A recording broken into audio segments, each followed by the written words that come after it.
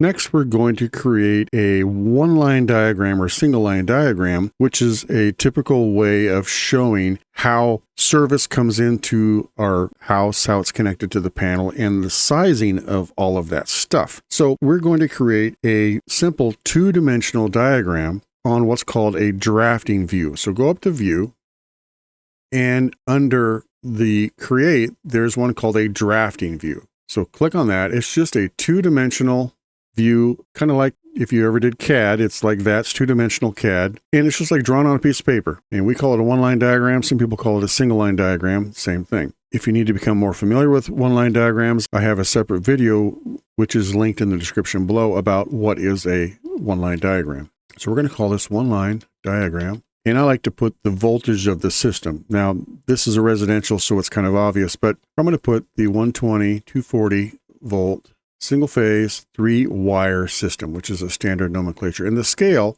I'm just going to make it a 1-to-1 scale. So 12 inches equals a foot. And we get a blank canvas. And over here under drafting views, we see one-line diagram. Now, unfortunately, Autodesk Revit does not come with any one-line diagram symbols whatsoever. So we have to draw them all from scratch. If you're doing a bunch of these kind of diagrams, it's smart to make the symbols as separate families. Now they're just annotative families, they're just symbols, but that way you have families that you can drag in and use for panels and meters, things like that. We don't have those in this project, so we're just going to draw everything by hand. This also will just be a dumb diagram. There's no smarts to it. It's not tied to the model whatsoever. So let's just go up to the annotation. We're going to use detail lines, just annotative detail lines to draw this diagram. And we have different line styles like we did in our floor plan, and we have different tools. So the first thing I'm going to do is draw my load center, which is a residential panel. And I'm just going to use a rectangle. And I'm using medium lines. So let me just draw a rectangle. Now, how big should this be? Well, we're in paper units, sheet units right now, so actual real world. So if you had a diagram on a piece of paper, how big would you want that to be? Well, I typically would draw a panel maybe like a 3/4 inch wide by 1 inch tall. But for now, I just put it whatever, and I can adjust these dimensions now. So click on this, 1'7" wide. That's like actual dimensions, 1'7". That's too big. I only want it like 3/4 of an inch wide, 3/4 inch, and that's tiny. And then the height, I only want it like 1 inch tall. So as you can see, we need to zoom in on our diagram. So that can be our load center. And let's put some text in there. We're going to use 3/32 Arial, and this is all just dumb text in this diagram. So remember, built in, we have 1/4 inch and 3/32. So we'll use this. And we can just put a name on here of P1. That's the name of our panel. And we don't need that huge. And we can move that panel down here. Just call that P1.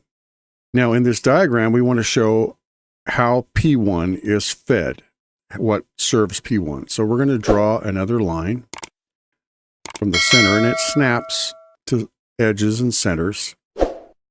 Center up here. Now this P1 gets fed by, in this case, a 200 amp 12240 meter base, self-contained meter base that will have the utilities meter plugged into it.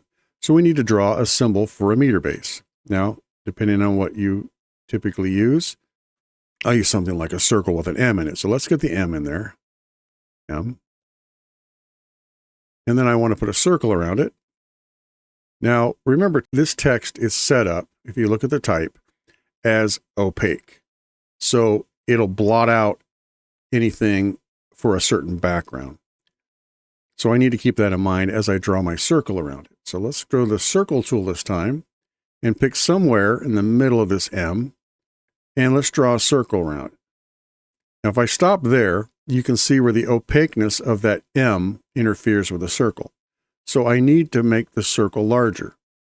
Now, how do I change the diameter of that circle once it's already drawn? Well, I can go here and I can type like 1 inch, and then that's huge. Or I can just redraw that circle to make it how I want. So let's go here. And I know that I need to be a ways out to avoid the opaque. There we go. Now I can circle this whole thing and get it down close. Now there's no snap here. So I just have to get it close. This is just a diagram. There we go. There's our meter. Now the meter is fed by what? Well, typically ahead of the meter is the utility transformer. It could be a pad mounted transformer, or it could be a pole mounted transformer. You know, when you coordinate with the utility as you design this, you'll find out what they're going to serve it with. In my case, I found out they're going to serve this with a small, maybe a 25 or 50 kVA little pad mount transformer out near the street. So I'm going to show it like that. So create similar. Now this does try to line this up here, and we'll go up to a transformer. Now what am I going to use for a symbol of a transformer? Well, a symbol of a transformer a lot of times has coils with a core and more coils. I'm just going to draw something that kind of looks like a pad mount. So I'm just going to draw something that looks like a pad, and it's going to have the transformer sitting on it. So that's kind of a symbol for a pad mount transformer, and that works for my situation.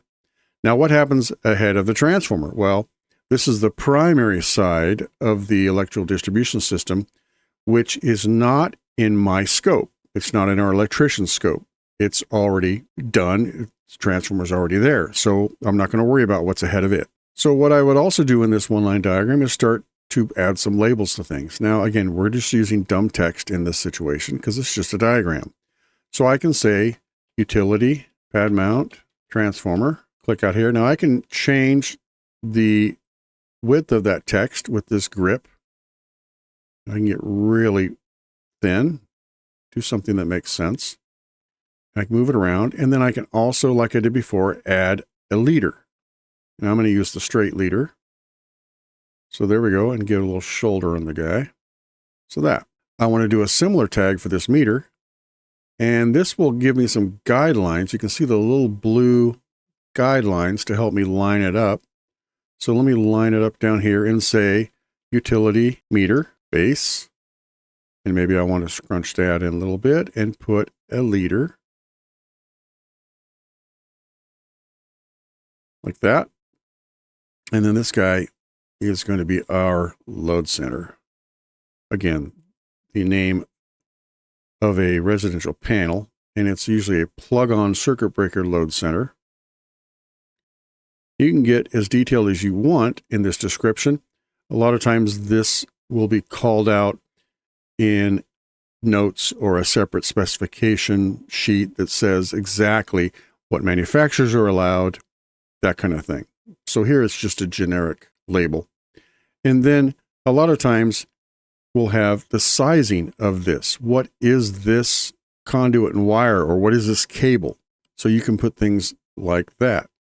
So for a 200 amp service, maybe code would say I need something like a 3/0 copper cable. And you can get detailed and say that it's 3/3/0 if you want the neutral to be the same, or if it's a reduced neutral. If you have a ground, you can put all that in here. For this one, I'll just put that and put the arrow.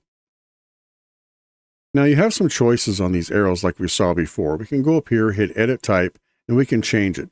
Now I don't want to change from this arrow for my standard arrow, but I would like to duplicate this text and make maybe a loop. So let's duplicate this 3/36 arrow, and we'll just call it loop, a different one that has different type parameters. Remember, this is types. And let's go with we have dots filled, dot opened, triangle filled, heavy end. So a bunch of different kinds of things. Let's go with a dot open. See what that looks like. There. That's kind of a loop. And I'll use that for a cable. And now from my pad mount transformer to my meter, maybe I want that in a conduit.